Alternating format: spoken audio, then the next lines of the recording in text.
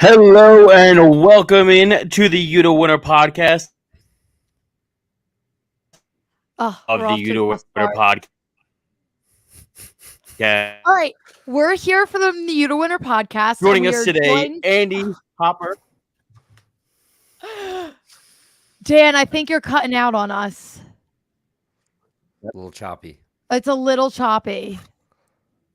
The Wi-Fi is cutting out a little bit on you. We're off to a rough start here on our late Wednesday evening rendition of UDDA Winner. I'm going to remove Dan for a second just as he figures out the Wi-Fi. Oh, wait, hold on. I think he might have gotten it. Work? Hello. Oh, God, that was awful. I have no idea what just happened there. Then I kept trying to take over for you, but every time I started to take over, your Wi-Fi cut back in. So it was that was weird. That's the first time it's ever happened. No, yeah, I was gonna say your Wi-Fi is usually pretty good. Welcome. Weird. Anyway, now we're all intact. We're usually not that bad, Andy. I promise you. Yeah, no, we usually at least start off pretty well. By the end, we usually get disheveled. But yes, welcome in, Andy, longtime podcast friend of mine, host of the Brew Party podcast. I know he's hurting a little bit in March Madness wise because, as you can see, the flags hanging behind him. Illinois. Damn, dude. Left, right. Yeah. But yeah, no, there's a lot to get into between March Madness and the crazier that this has been, along with NFL free agency, which has been absolutely absurd. So, Dan, you want to take us away? Yeah, I mean, I wanted to talk to you first, Jordan, because we never really got a chance to talk fully about the Deshaun from your perspective, solely as a woman, about the Deshaun Watson situation. Yeah. What was your takeaway? So my thought process, and this is obviously something that's very hard for me to kind of wrap my head around working in this industry because it happens a lot more often than we all like to admit, unfortunately. But when it came to this situation in particular, from the get-go, I had weird vibes about how everything was being handled. When the first case came out and then the lawyer, everything felt very sketchy to me. And I had this vision of Deshaun Watson in my head and who I thought he was. So at first I was very adamant, this is a sketchy situation. I don't trust it. And I was kind of trying to remain as unbiased as I could and trying to look at all narratives. And with a situation like this, 22 women's coming to step out and talk against him, I don't think you can deny that obviously something happened. I don't think you can make 22 women come up and all get on one page and lie about this kind of situation. It just doesn't happen. Being a woman, I know that doesn't happen. They're not just going to go for that no matter how much you pay them.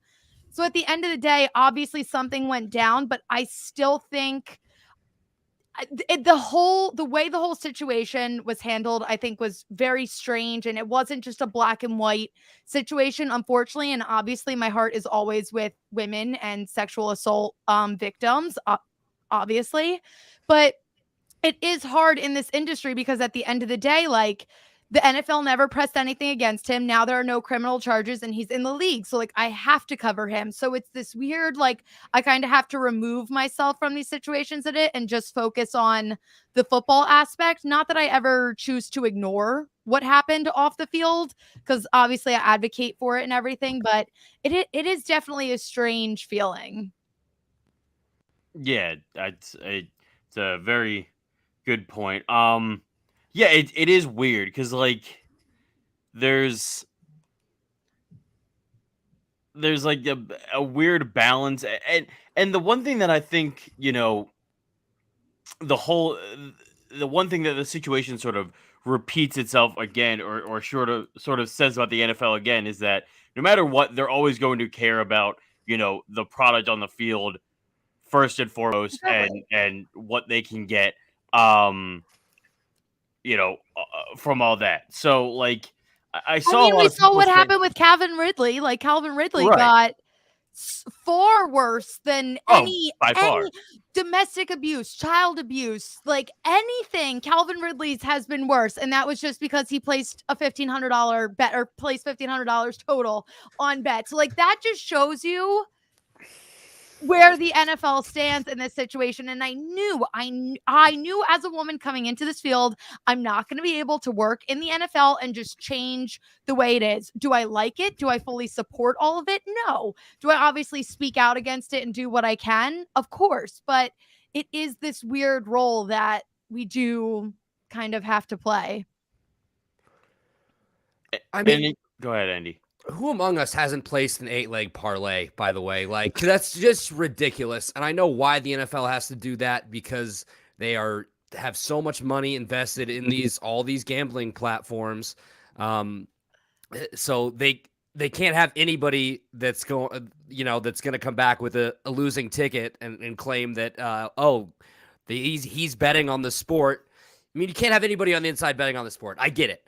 But to suspend him for a full year and then give a guy with 22 sexual assault allegations the biggest contract we've ever seen, after having a bidding war at that, which was turned out, oh no, Cleveland, you're out of it. Oh wait, $260 million.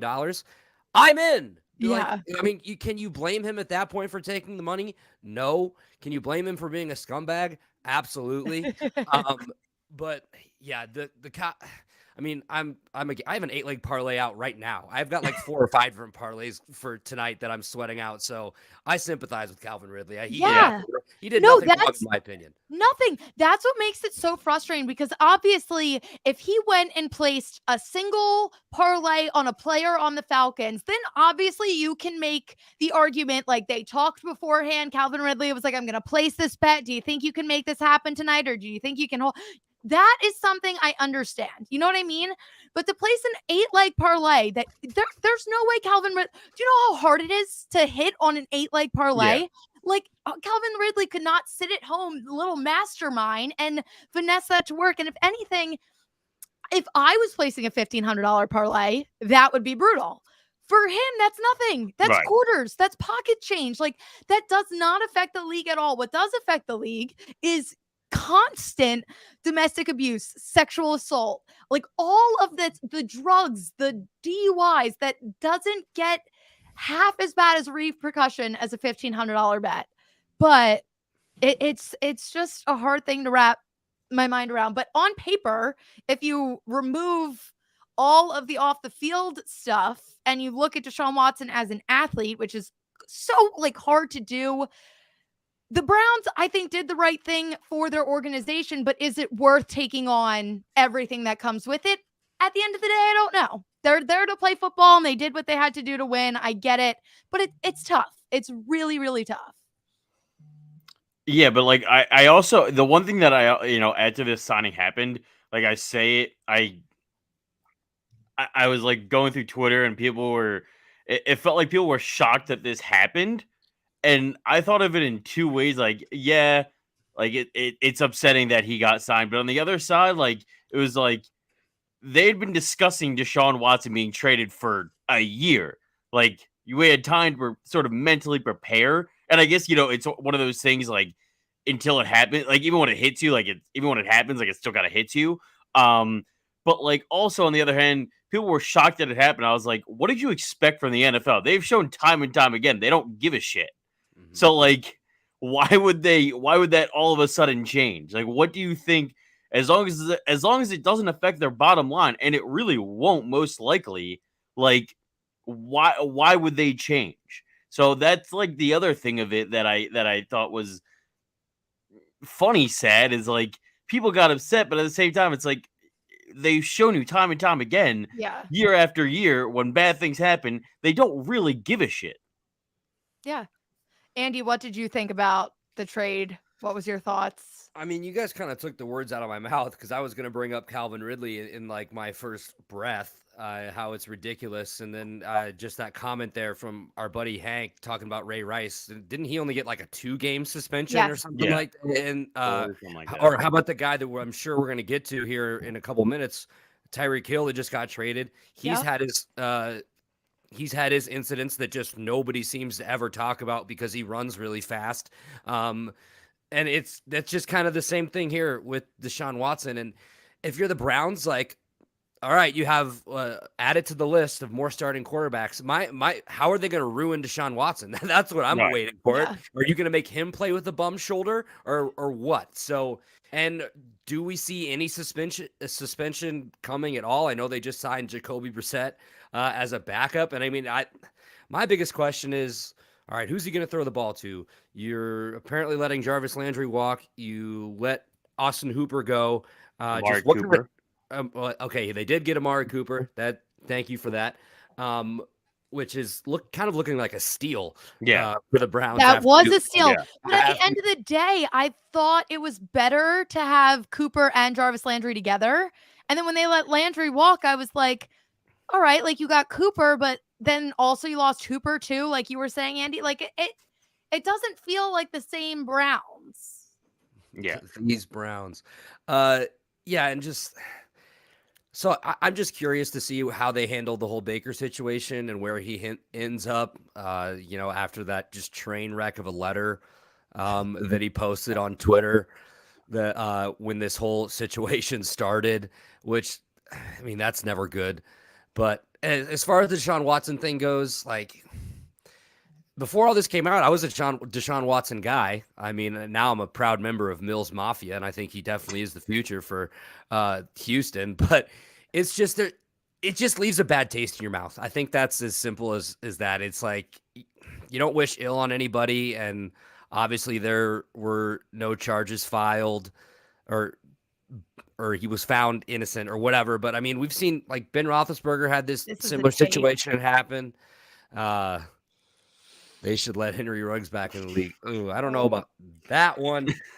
That one was a little black and white. That one that was a little tough. Yeah. This one's really tough too, because he is such a high level quarterback. I mean, he can play with absolutely anybody. So if you're the Browns, I mean, I understand why you make it from a football perspective, but just, I guess, don't blow it and just hope that more light doesn't come to the situation, I guess. I mean, so one of my favorite things is like the Browns or teams do this. It's like, oh, we did our own investigation, or we did the groundwork to find out what really happened. Okay, tell us what you found. Tell us how you found it. Like, what does that mean? Is that, or you're just writing a PR statement to look good? They never contacted his lawyer, who came out and had that statement, was like, oh, I could have told you a lot of things you probably need to know.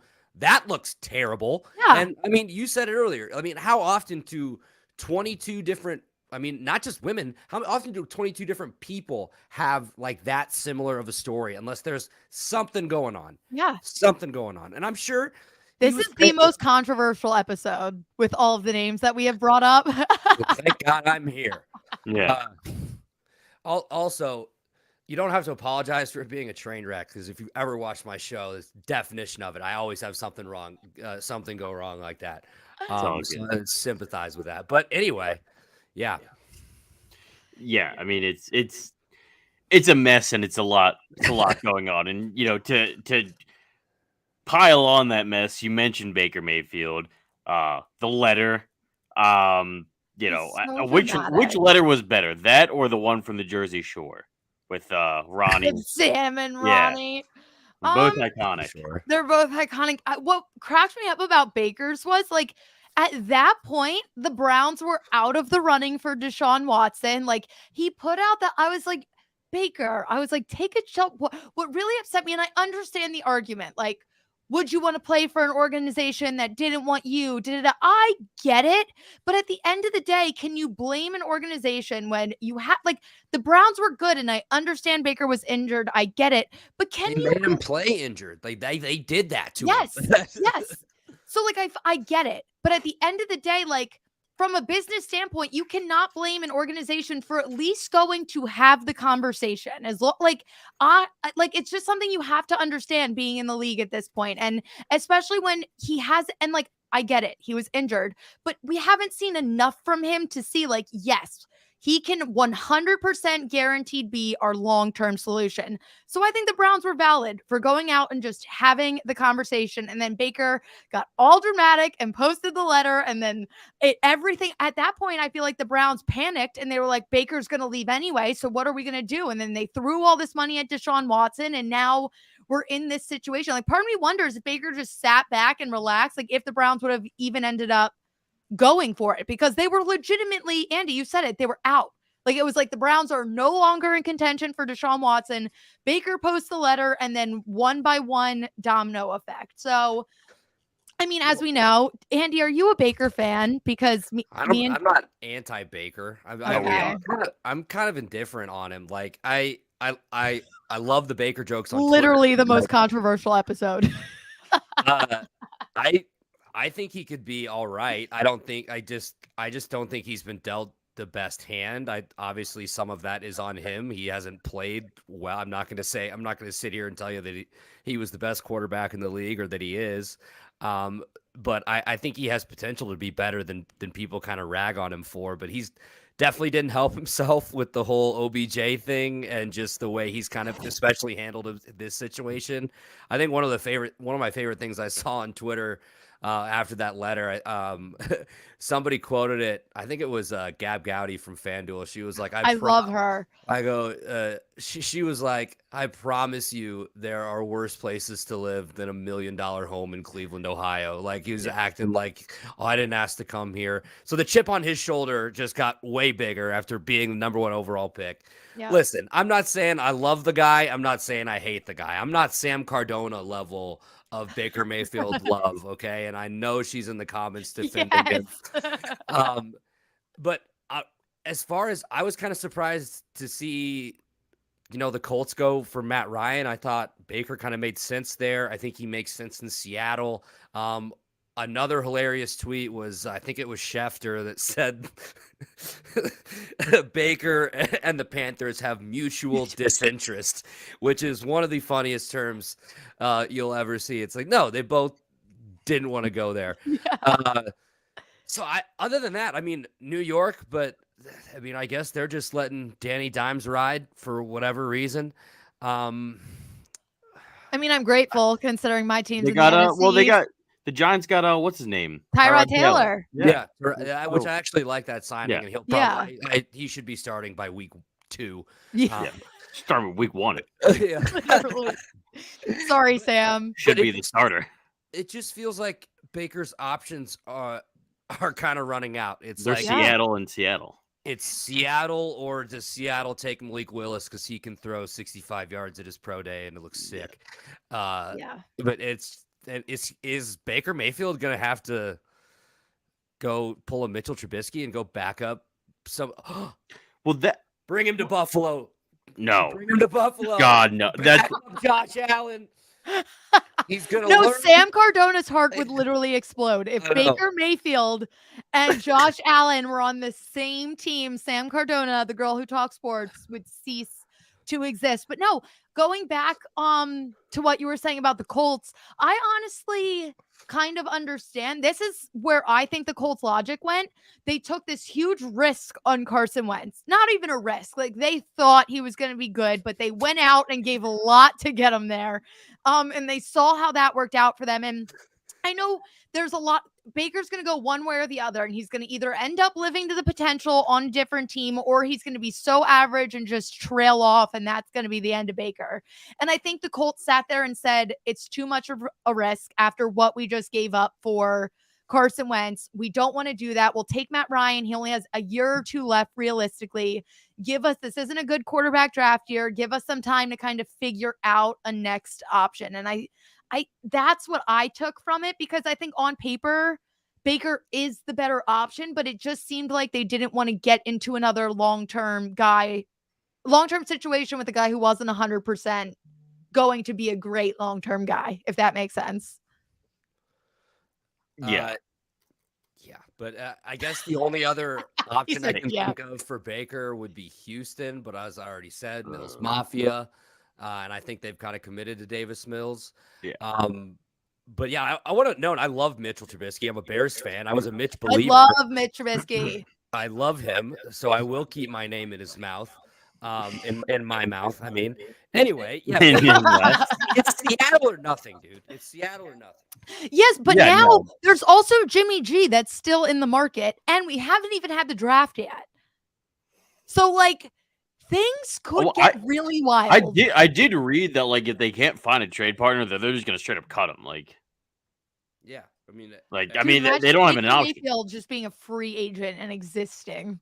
He's gonna have. Yeah, I mean, but if that's the case and he clears waivers, then someone will be willing to spend a couple mil if he's willing to be a backup. The issue is now you sort of have the same situation of, like, anytime you have a major sort of star as your backup, now, like, have to get every single question for the next 4 months until the season starts is about the backup. Yeah. And the moment the starter does poorly, they're asking about Baker Mayfield. So, like, what team is going to really want to take that on with all the drama? I don't know. No, it's going to be a lot. There's a lot that's going on right now. Yeah, wait, Andy, as a Bears fan, before we get into everything else, how are you feeling about the Bears going into this season? We're going to suck. Oh, yeah. Okay. Matt Eberflus, baby. Eberflus. Fun name. Yeah. Fun name. That's all I really know. I mean, so what I liked about him in Indy is the improvements that the defense made. Like, every year they were top 10 scoring defense. I think they went from like 25th to 5th or something his first year as defensive coordinator. Going to switch up the style a little bit. They did trade Khalil Mack, which makes sense. We're saving a lot of money. I guess investing in Robert Quinn, who did have an awesome year last year. My thing for the Bears is we need to go get a big-bodied receiver for Mitch to throw to, and you still got to sure up the offensive line. Looked like we were getting Larry Ogunjobi, who would have been a nice addition to the defensive line, but couldn't pass a physical, and we didn't sign him. So I believe we picked up, I think it was DJ Jones, who I think came over from the Chargers. So yeah, I mean, it'll be interesting to see. We know this is a rebuilding process. Yeah. I'm not expecting them to, do this all in 1 year. I want it done correctly. Yeah, as I'm sure Ryan Poles and Matt Eberflus do. So I do believe in Justin Fields. It's kind of tough.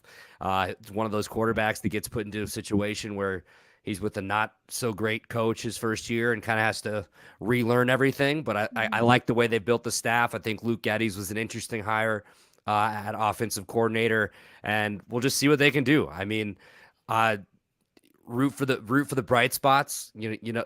Hope we can finish close to 500, I guess. Yeah. I just love that the Bears did the most Bears thing ever, and as well everyone else is going like offense heavy, there's like, nah. It's 1985 in our minds, and we're going to get it. Defenses win championships. Absolutely. I mean, Matt Eberflus, I believe, was like the first dude they interviewed. So it's like, yeah, of course he's the one they hire. It's like, why even announce any other names or do anything else? It's like, I think they got a little scared taking a Chiefs coordinator again, as we all know what happened the last time we did that with Nagy. But I don't know. I mean, I'm going to root for the guy. I don't want them to be shitty. Obviously, I'm a fan. I'm still going to live and die with the team. I'll probably bet unreasonable about some money on them each week too, after I tell myself I'm not going to do that. But yeah, I love Bears football. So if we're good or we're bad, I'm still going to watch the shit out of it. Yeah. No. I mean, me and Dan are both Eagles fans, so we know that feeling very well. And thank God our teams are in the NFC, because the AFC is just absolutely horrifically terrifying. Like it's honestly, the NFC compared to the AFC's kind of embarrassing. Like two different worlds. It's so different. Like, there's gonna be at the end of this season, I mean, like, let's put it in perspective. Like, the Giants were still in wild card contention until like week 14 of last season, and they were the freaking Giants. Yeah. So like, anything is possible in the NFC. Meanwhile, every single team in the AFC at this point, not every single team, I'm being dramatic because you still have the Texans and everything, but at the end of the day, majority of the teams in the AFC could all easily be playoff teams. And there's a handful that are like guaranteed. Like if they went to the Super Bowl, you'd be like, yup, that makes sense. So it makes it so scary. And specifically the AFC West is, I mean, we talked, obviously Tyreek Hill got traded today, and that boosted their Super Bowl odds tremendously. I think they went from like plus 5,000 to like plus 3,000 or something like that. And obviously that means it's a huge year for Tua because he has too much talent to fail. He's in a similar situation basically that Baker was in his, what was it, 2 years ago? Last year got injured, the year before, where they just gave him ungodly amounts of talent. It's like, all right, you're either going to prove that you can do this, or we're going to go find somebody else. Yep. And Baker did enough for him to like stay around for another year. And that's basically what it is for Tua. Like Davante Parker, Jalen Waddle, Tyreek Hill, Mike Gesicki. They got a couple other guys in free agency they got a running back. Who are they getting free agency? They're running back. I legitimately can't even remember. But they have not a good running back. I remember. No, they're free. They made consistent. I'm actually going to pull it up because there was a lot of free agency moves where I was like, damn, like they made a lot of good moves. Yeah, they made a lot of good moves. And then they topped it off with Tyreek Hill. Now I have to ask both of you guys a question. Do you think that they start this season week 1 with all 3 receivers, or do you think, if anything, I would think it would be Davante Parker. They'd keep Waddle and Tyreek Hill. Do you think they end up trading Davante Parker? Or do you think they pull like, just because like they don't need all 3. All 3 is great. They have Jalen Waddle on his rookie deal, so I'm sure they can figure out a way to pay all 3. I don't think they would have signed Tyreek if they couldn't. But do you think they chop one and say, all right, we have this young, great not rookie, but going into his second season, we have one of the best receivers in the league. Let's go with this and then get some capital for Davante. Well, and I say this because I want the Eagles to go out and get Davante Parker. Sure.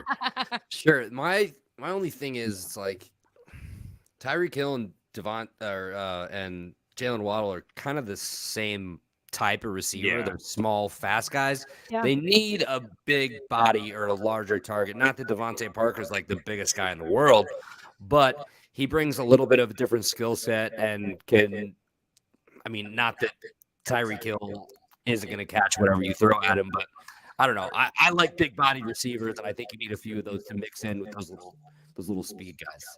Yeah, I mean, I would be shocked if they traded him week 1, or before week 1. I think they let them at least play together a little bit, but it wouldn't surprise me if they moved off one of them, by the trade deadline. Chase Edmonds. Yeah, Chase Edmonds. That's who it was. Yeah, I knew it was someone like kind of familiar. But yeah, I mean, I just don't think that they'll get rid of Davante Parker quite yet. When did they get Raheem Mostert? They've had an off season. What? They've had an off season. I swear to God, I'm going to sit. It's going to be like week 2, week 3. And I'm going to be sitting watching these games. And I'm going to be like, what in the hell did this guy? And I had that moment. Me and Sam, it was like week 7. And we're watching a Texans game. And I think it was because I never watched Texans games. And I'm sitting there and I'm like, when the heck did Danny Amendola get to Houston? Yeah. And it was like halfway through the season. But yeah, no. I think the Dolphins, and I have been so gung-ho on the Dolphins. I declared them 2 years ago. I was like, all right, the Eagles are my team. But in the AFC, I love the Miami Dolphins. I've been a Tua supporter this whole time. I've never wavered. I believe in him. So I think this is the perfect situation for them. And I think the AFC East just got very competitive. Do you think the Dolphins stand a chance to the Bills, though? No. No, I mean, what they do defensively? Anything? You still got to stop them on defense. They got a couple, but it's not. I am glad to hear you are a member of 2anon, the the Tua fan Tua fan club. But yeah, it'd be interesting because he's another guy I would say pretty similar to Baker Mayfield, who's heard some criticism pretty early in his career as far as can he do it? Can he make the throws? This is a perfect opportunity to see. It's funny you mentioned like adopting the Dolphins. Not this last season, but the one before that, they were the best team in the NFL against the spread. So they were me and my buddy Ryan's like favorite team to bet on like every week. It was just fins up, baby. I'm all for the Dolphins doing well. I think they put more pressure on the Patriots than they do. Oh, definitely. Than they do the Bills with these moves. It'll be interesting to. I mean, AFC East got a lot better, and the AFC West got a lot better too. Which we know. Yeah, I mean, literally three of the top four teams betting wise in terms of who will win the AFC are coming out of the AFC West. So like they are unreal. I have a question for you, Andy. Speaking of quarterbacks, we saw Malik Willis. You know, the media has fawned over him from his pro day throwing against invisible defenses. You know, I read something. I actually sent it to Jordy about an hour before the pod started. That USA Today, one of the writers, has him going now first overall. I couldn't see that. I don't think he's that talented because anytime you see him, you see his numbers and his play against actual good competition in college. It's not as pretty as how he looks, you know, doing the combine and doing his pro day. But do you think that there's a real chance that some team, and again, this was actually, they said that the Falcons trade up with Jacksonville to get him. I don't see that happening. But do you think maybe the Lions at 2 say, we don't really like Goff, but we at least have him for for a few years and let Malik Willis stay, you know, behind him and get acclimated and sort of learn the NFL system? You know, your thoughts on that, especially after the last 48 hours of everyone falling in love with him even more. Yeah, I mean, he was electric to watch in college. I loved betting on Liberty while he was their quarterback the past 2 seasons. It was just incredible. He did have not quite the best year this year. Still was impressive. Still made some plays, but the Liberty just wasn't as good of a team as they were 2 seasons ago, his junior year, but I don't see him going number 1. I mean, you see Jacksonville sitting at number 1. They have no reason to move on from Trevor Lawrence yet. Detroit, I mean, I know, you know, they're 3-13-1 last year, and you say what you want about Jared Goff, but I think Dan Campbell likes Jared Goff a lot. I don't know if he's ready to move on from him yet. I don't know. I mean, if you look at the draft order, who really needs a quarterback? I could see maybe Carolina taking him at 6. Atlanta signed Marcus Mariota, so I don't know if they necessarily want to take Willis. But I mean, I don't know. I just feel like Hutchinson and Kayvon Thibodeau at the top or a clear 1-2, and then we're talking about guys like Jordan Davis from Georgia going pretty high as well. I mean, we'll see. But if I had to guess, I would say maybe even the Giants take a flyer on him at 5. I don't think he's going higher than 5. I agree. I think one, I also love, Dan Campbell became my favorite person in this universe last year. And Andy, I don't know how you're going to feel about this because the Lions are in your division. I think the Lions are going to come out and have not a great season, a very good season. Like, I fully believe in them. They have my support. I will die on this hill that the Lions are not going to suck in 2022. However, I agree with what you said. I don't know if they're fully sold on Goff for the future, but it seems like they like what they saw last year and they just want to, I think they're going to be smart about the draft and they're just going to add pieces. Detroit is a dumpster fire and always will be. How you really feel. No, this is going to be the year 2022 is for the Lions. But no, I think they're going to go about this draft very smart. I mean, if I was Jacksonville and someone was like, listen, I want to trade up and take a quarterback at number 1, I 100% would.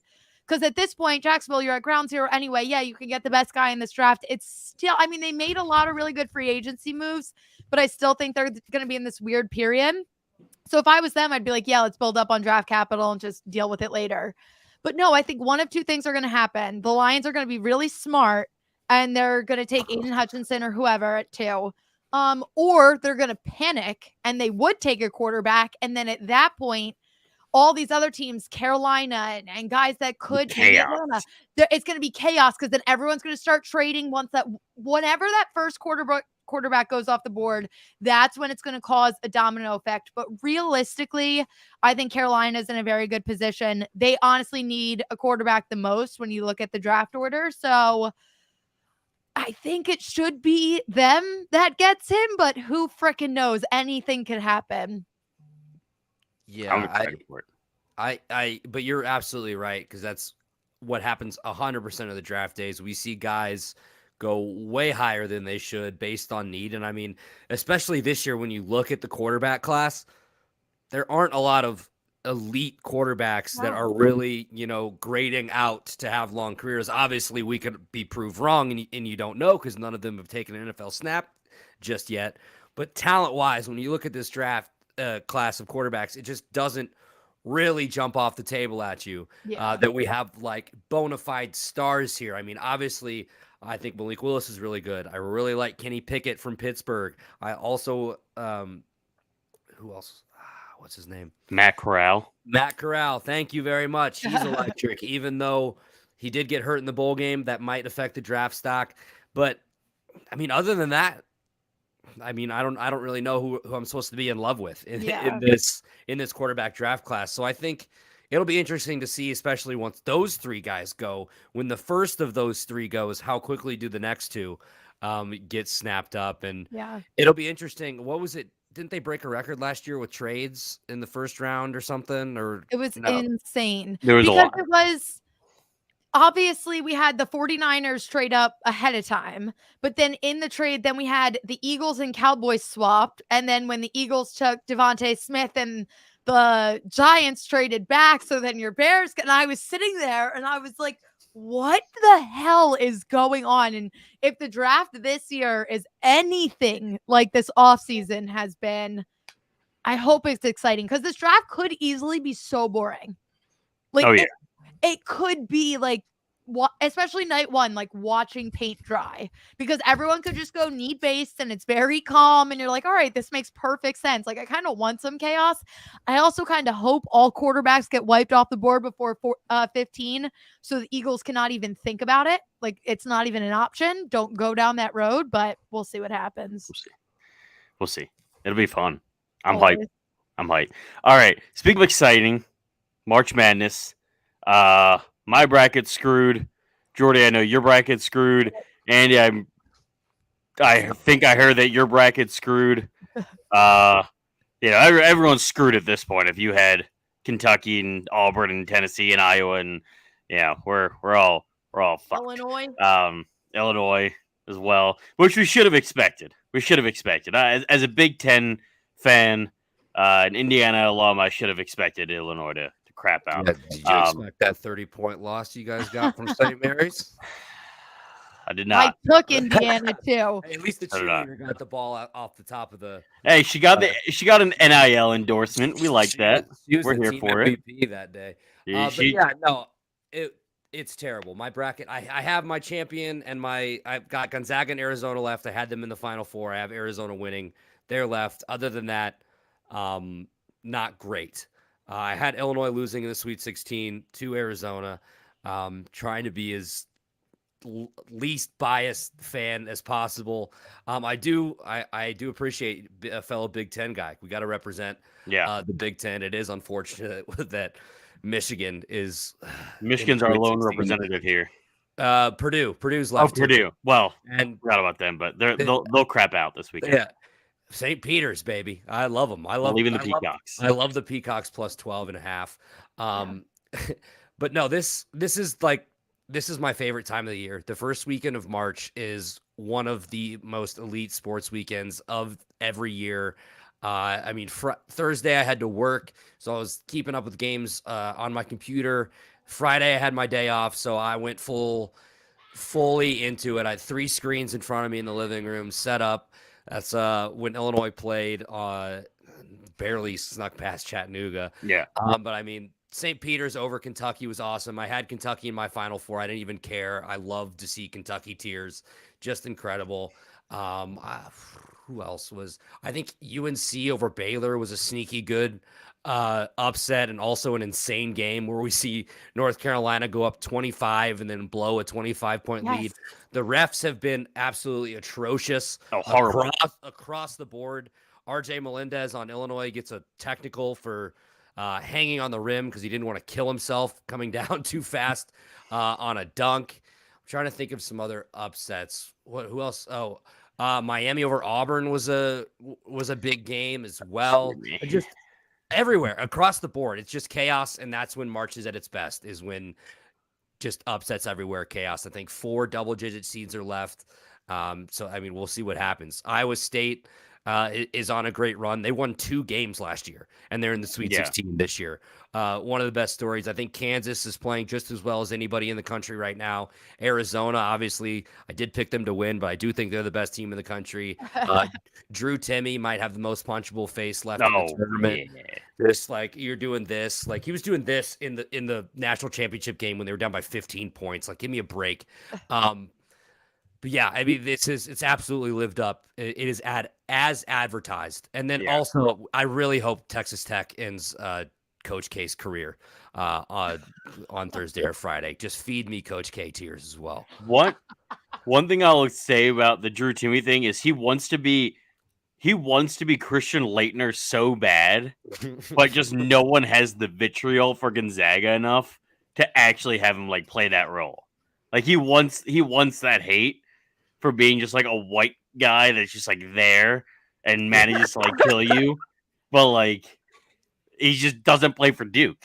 So I have a take. Well, it's not my original take. It's a take that I heard, and I'm regurgitating it because I agree with it.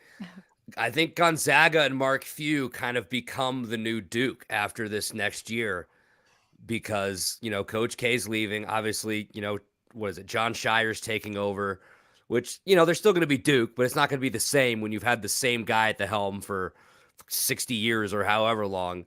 You've got this Duke, you've got Gonzaga, another small school, except they're on the other side of the country. They make the tournament every year. They're starting to piss everybody off.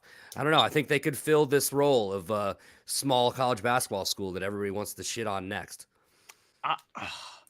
I understand part of it, why people say that.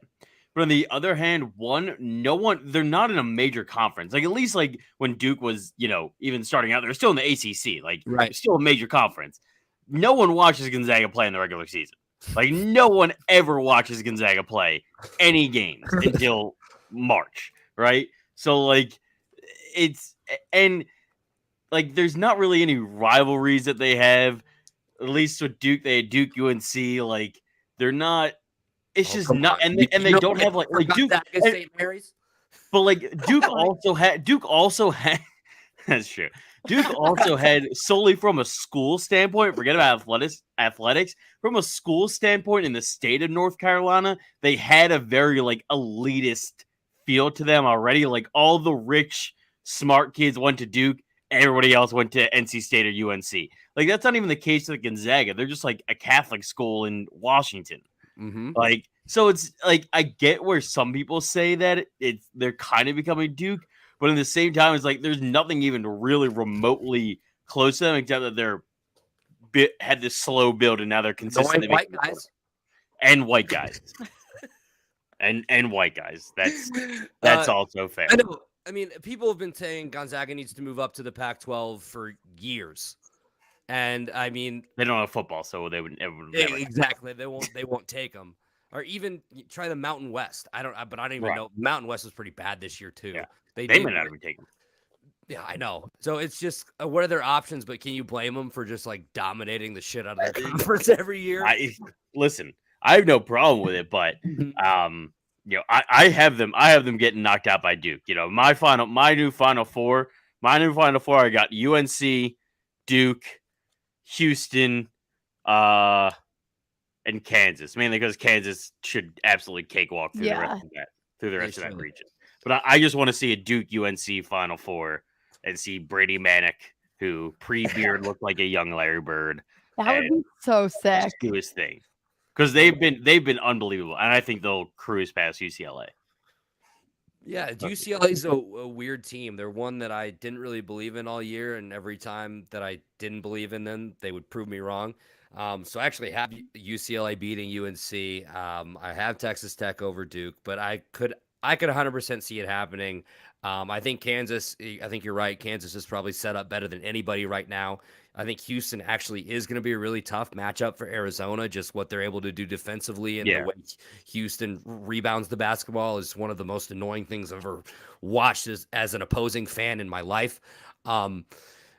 So yeah, that's going to be, I think that sets up to be an awesome game. I really don't know what to make of Miami versus Iowa State. And then for me, as much as I want St. Peter's to win, it just feels like this is kind of where the luck runs out. No 15 seed has ever made it to the Elite Eight. Obviously, Oral Roberts got really close last year, only losing to Arkansas by 2. I hope we see another awesome game. I hope Doug just goes crazy again. But wait, I have a theory about this. So I said it before St. Peter's won. I tweeted it out. But my new theory regarding March Madness, the teams that are going to win is the teams that have a guy with a sick porn stash. Because that guy is always the difference maker in March Madness. I'm telling you, it's all because you notice them and you're like, wow. And then all of a sudden they get this vibe and they grind and then they pull out the upset. And St. Peter's proved me right on this theory. And so now I will ride with it till I die. So next year, when I literally am picking my bracket, I'm going to be looking at rosters and seeing, you know what, which one of you sneaky bastards has a porn stash? And I'm going to pick solely based on this. Mm-hmm. I'm not. It seems like a pretty sound strategy to me. Thank you. It's scientific. He just locked up a NIL deal with Buffalo Wild Wings. So I love it. And you're right though. Every like small team like that, they need a couple guys that just like don't give a fuck and just aren't afraid of the moment. I was listening to an interview with St. Peter's head coach Shaheen, who has become one of my favorite people ever. Holloway, it was like yesterday actually, and they asked him, how do you get your guys ready to go up against Kentucky? And he goes, if I have to get you ready, if I have to get you mentally ready to go up against Kentucky, I'm gonna be honest with you, dog. You're playing the wrong fucking sport. You're on the wrong team. He goes, all of my guys think they should be there. So it's on me to, get them to be like, all right, if you think you should be there, this is your tryout for Coach Cal for next year with the way the transfer portal and everything works. And he was just talking about how he's like, I've got a bunch of guys from New York and New Jersey. You think we're scared of anybody? Mm-hmm. And he goes on to talk about Doug Edert. And he says he's not afraid of the moment. He's never afraid of the moment. He'll step up. He'll take any shot, do what's ever asked of him. And those are the kind of guys you need in these tournaments, especially from those small schools, because you're going to get, you got a 5-star guy. You have a 4th-year senior who you can rely on all these big-time teams like North Carolina, like all the guys on Kansas, like all the guys we see on Gonzaga right now that have been there for a few years, and the way they kind of mix that with their young talent. Duke even has a couple grad transfers that are really solid for them. But this St. Peter's team is one of the best runs in recent memory. It's up there for me with Oral Roberts. It's up there for me with Dunk City and Florida Gulf Coast back in the day too. Which that was fantastic. Yeah, incredible. So I'll be rooting for him. Obviously, I talked about being a Big Ten guy, but there is parts of me that love to see Purdue lose. I really hope Villanova just kicks the shit out of Michigan. I hope they win by 50. I hope they rub it in Ron Howard's face. I hope he hits somebody on the sideline. I don't hope he hits somebody on the sideline, but let's all share this video of him hugging this crying kid to try to fix the narrative. He's still a scumbag. Anyway. Jesus Christ. We love it. The vitriol. The vitriol. They really did try and like unwrite the narrative that they wrote. Yeah. Listen, I think Nova's gonna crush. They should. Nova's playing good. They're playing very well, and like that's the most annoying thing about Nova is that they're very like Spurs like. I mean, not the Spurs today, but like Spurs with Popovich and Duncan and everything. Like you just wouldn't hear about them, and then they get to the playoffs and they're just like cruising. They're just better than you. Like they're more ready for that moment. And Nova just every year they're just so ready for the moment. Well, I mean, I would not be surprised to see them in the Final Four either. When you think about Villanova, especially this year, you just think about their experience, and they always seem to have sure they have their guys that a couple one and dones, but when you think of Jay Wright, he has a lot of 3-year guys, 4-year guys that have been in the program. They make these runs all the time because they have experience. They got maybe the most experienced point guard in the country in Colin Gillespie this year, and anytime you can have a guy running the show who's been there for I don't know if it's 6 years, I think it's 5 years. I mean, you're doing something right. So I mean, Villanova and Kansas, I could absolutely see that being the final here. That'd be epic. That'd be epic. Hope my guy Eric Dixon plays well if they do. Went to my high school. Gotta have it. That's so fun. Gotta have it. I think it'll be an interesting weekend. And I think we could be very surprised come Monday morning when we're really talking about the Final Four. It could be very interesting who we're talking about. Because I think we could see St. Peter's there. We could. If they keep playing the way they're playing, they can take down anybody right now. I mean, they took down freaking Kentucky. Yeah. Oh, I will never get over it. That was unbelievable. Especially because here's the kicker. I had Ohio State winning last year, and I knew I shouldn't have done it. I knew it was a bad pick, but it was my gut feeling, and I went with it anyway. They lost to Oral Roberts. I was like, I'm going so safe this year. I love Kentucky. Let's go with Kentucky. They lose to St. Peter's, and I was like, you know what? I think I'm done picking 2 seeds for a little while because these 15 sneaky seeds keep knocking me out on day 1. I just would have loved to have been in Lexington that night. Yeah. I just wonder how many people drank themselves to sleep. Probably a lot. Would probably do that anyway there, but even more so. Yes. Oh, craziness. It's craziness. That is March. I'm hype. So I forget, Andy. Did you say who do you have winning the whole thing? In my official bracket, I have Arizona over Gonzaga in the final. Do you still have that? Is that still who you believe in today? With the matchup? Well, yes. I still think Arizona is the best team in the country. Gonzaga's kind of scaring me a little bit. Am I going to be surprised if Houston comes out and beats Arizona? No. Do I hope they do? No. Will it make me feel a little better about them beating Illinois? Absolutely. So, yeah, I think laundry. It's very... It's very chalky, I know, to pick the top 2 seeds, but I think they've proven to be the best 2 teams all year. If I'm allowed to give a secondary pick, I think you are. I think Villanova or Kansas are also a nice bet there as well. Again, those are both 2 seeds or whatever, so it's chalky, but fair enough. What are you going to do? Fair enough. We will see. I can't wait. It'll be a great weekend. Everything tips off tomorrow night through Sunday, and we will see come Monday who's playing in the Final Four. That'll wrap things up for us. Dan Black, she is SportyJordy. Make sure if you haven't already to download the UDA app and follow us on all our socials at UDA_winner.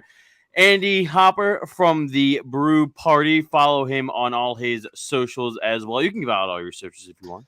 Yeah, sure. So, Brew Party Podcast. We're on Twitter and Instagram at The Brew Party. We're on Facebook at The Brew Party Podcast. Subscribe to the YouTube, youtube.com/The Brew Party. You can find us wherever you get your podcasts. I just dropped an episode last night with my friend Ryan Maloney. It's our weekly gambling segment called Maloney's Moneyline, our Sweet 16 special.